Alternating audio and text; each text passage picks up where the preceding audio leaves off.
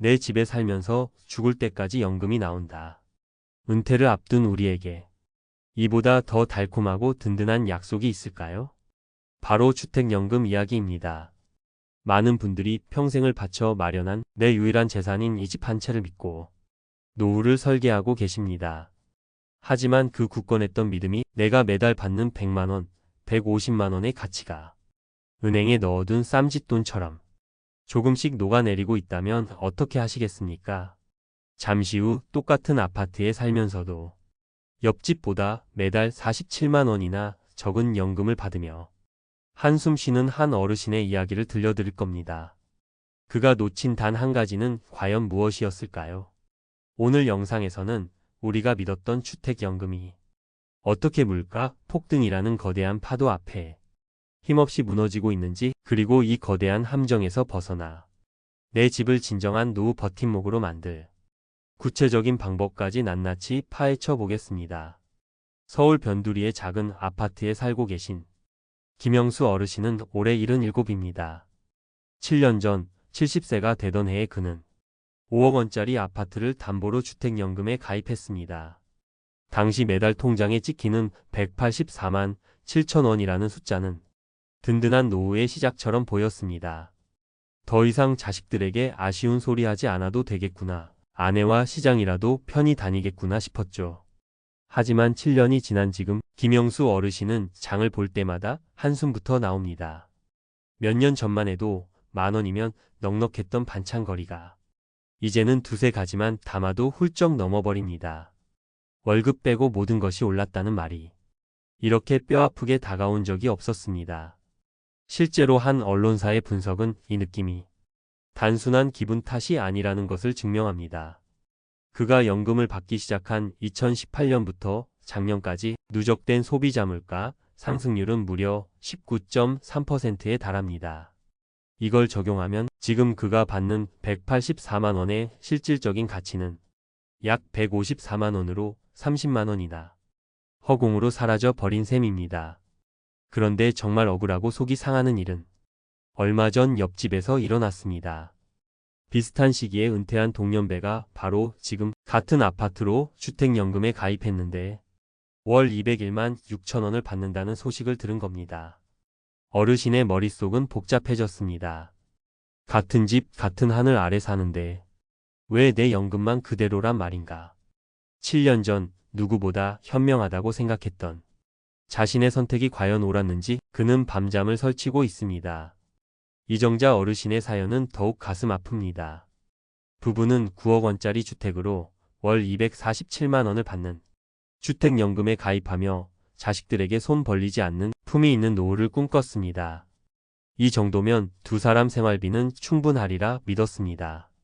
그러나 얼마 전 남편이 갑작스럽게 뇌출혈로 쓰러지면서 모든 계획은 송두리째 흔들렸습니다. 의식을 회복한 건 천만다행이었지만 재활을 위해 요양병원에 입원해야 했습니다. 한 달에 300만 원이 넘는 병원비 고지서를 받아든 이정자 어르신은 눈앞이 캄캄해졌습니다. 주택연금만으로는 도저히 감당할 수 없는 금액이었습니다. 어르신은 결단했습니다. 차라리 이 집을 팔아서 목돈을 마련해 남편 간병에만 집중하자. 하지만 은행 창구에서 들려온 대답은 청천벽력 같았습니다. 연금을 해지하려면 그동안 받았던 원금과 불어난 이자를 합쳐 무려 1억 1,800만 원에 가까운 돈을 한 번에 상환해야 한다는 것이었습니다. 당장 병원비도 막막한데 그런 거액이 어디 있겠습니까? 결국 이정자 어르신 부부는 안정적인 현금 흐름을 위해 가입했던 연금 때문에 정작 목돈이 가장 절실할 때 내 집을 활용하지 못하는 주택연금 푸어 신세가 되고 말았습니다. 안정적인 월급이라 믿었던 연금이 가장 위급한 순간에 발목을 잡는 족쇄가 될 수 있다는 것을 보여주는 뼈아픈 현실입니다. 자, 지금까지 우리는 김영수, 이정자 두 어르신의 안타까운 사연을 살펴봤습니다. 하지만 이건 단순히 남의 이야기가 아닙니다. 지금부터가 진짜 중요합니다. 왜 이런 비극이 벌어지는지 그 구조적인 원인을 정확히 알아야 내 노후를 지킬 수 있습니다. 문제의 핵심은 바로 대부분의 가입자가 선택하는 정액형 지급 방식에 있습니다. 정액형은 이름 그대로 가입할 때 정해진 금액을 돌아가실 때까지 똑같이 지급하는 방식입니다. 이것은 물가가 안정된 시기에는 매달 얼마가 들어올지 예측 가능하니 분명 장점입니다. 하지만 지금처럼 물가가 고삐 풀린 망아지처럼 뛰어오르는 시기에는 매년 내 연금의 실질적인 가치가 뚝뚝 떨어지는 치명적인 단점이 됩니다. 내 통장에 찍히는 숫자는 184만 원 그대로인데 그 돈으로 살 수 있는 사과 개수, 쌀 한 포대의 양은 계속해서 줄어드는 것입니다. 물론 대안이 없는 것은 아닙니다. 주택금융공사에는 물가 상승률을 반영해서 매년 연금액이 3%씩 오르는 정기 증가형 상품도 분명히 존재합니다. 하지만 이 방식을 선택한 사람은 얼마나 될까요? 놀랍게도 2023년 8월 기준 전체 가입자의 단 0.3%에 불과했습니다. 왜일까요? 초기 수령액이 정액형보다 10%에서 20%가량 적기 때문입니다. 당장 내 손에 쥐는 돈이 조금이라도 줄어든다는 그 불안감이 미래에 닥쳐올 더 큰 위험을 외면하게 만든 것입니다. 또 하나의 함정은 평균의 착시입니다. 흔히 주택연금 받으면 월 평균 117만 원은 나온다더라 라고들 이야기합니다. 하지만 이건 아주 위험한 착각입니다. 관련 통계에 따르면 실제 가입자의 절반이 넘는 51.5%가 월 100만 원도 채 받지 못하고 있습니다. 심지어 50만 원 미만을 수령하는 가입자도 17.5%나 됩니다. 이것이 무엇을 의미할까요? 주택연금 하나만 믿고 노후를 맡기기에는 그 금액이 기본적인 생활조차 위협할 만큼 턱없이 부족할 수 있다는 현실을 보여줍니다.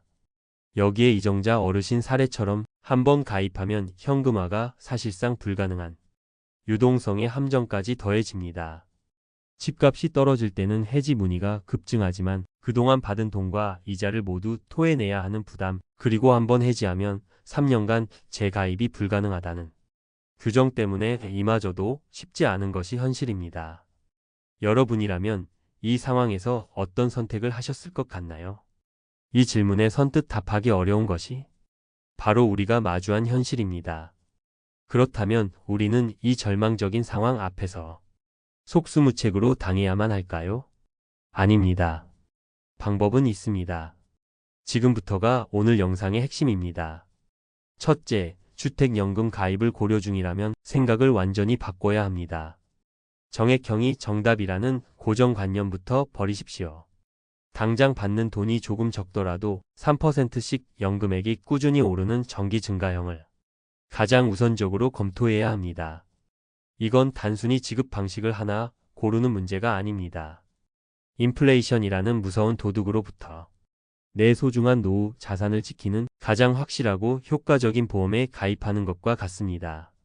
초반 몇 년간의 아쉬움이 앞으로 남은 20년, 30년의 노후를 훨씬 더 안정적이고 풍요롭게 만들어줄 수 있습니다. 만약 가입 초기에 자녀 결혼이나 병원비처럼 목돈이 필요할 것으로 예상된다면 특정 기간에 더 많이 받는 초기 증액형 방식도 있으니 나의 인생 계획에 맞춰 가장 유리한 방식을 전략적으로 선택해야 합니다. 둘째, 연금 바구니를 채우고 비상금 통장을 채워야 합니다. 반드시 기억하십시오.